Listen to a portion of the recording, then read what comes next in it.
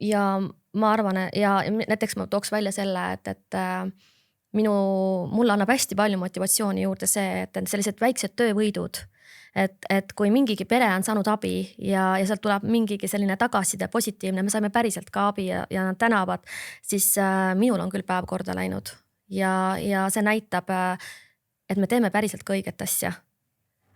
Ja see annab sellist motivatsiooni edasi tegutseda. Okei. Strateegiline roll, eks ole, me teame, et see on vajalik.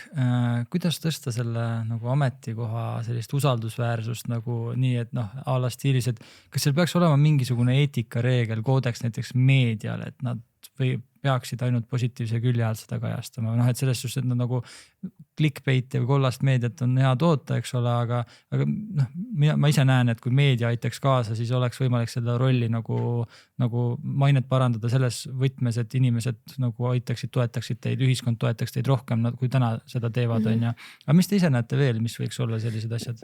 Mina ise leian, et kui meedia natukene kajastaks meie tööd ka positiivsemas noodis, siis julgeks pered ja vanemad ja lapsed kindlamalt ja julgemalt meie poole ka pöörduda. Et see oleks minust esimene samm, et kui ka kõik välis näeks seda meie töö poolt, meie ka positiivset poolt, siis ma arvan, et see annaks positiivse sõnumi ka kõigile teistele Eesti inimestele. Nii, et sa julgeksid ikkagi inimesi üles kutsuda nagu vaadata mõlemat poolt sellest uudisest lõpuks, kui keegi midagi loeb kuskil kas sotsiaalmeedias või meediaväljaandes. Absoluutselt, alati saab ju nõu küsida.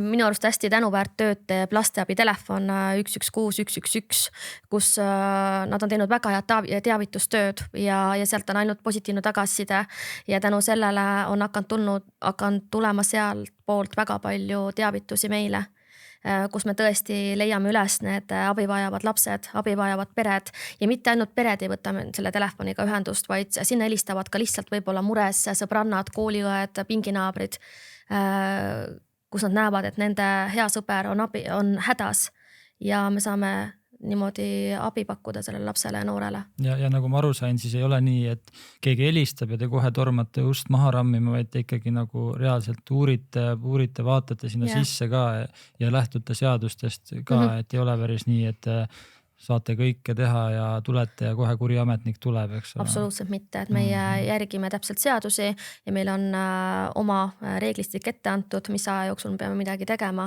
ja kindlasti see ei tähenda seda, et me politseiga läheme kohe ukse taha ja teeme kurja häält, vaid meie eesmärk on siiski nõustada, jõustada abivajajat.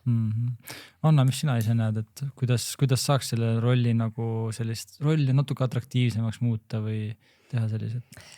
No esiteks ma arvan, hakkab see ise endast, et mina kui lapse heaolu spetsialist, lastekaitsetöötaja või üldse selles valdkonnas, eks ju, toimetav inimene, et kas ma ise tunnen, et ma olen õiges kohas, kas ma tahan tulla podcasti rääkima, et täna ma tunnen täpselt, et Birgit on õiges kohas, ta teeb oma õiget tööd, ta räägib siiralt siin oma tööst ja silmad säravad.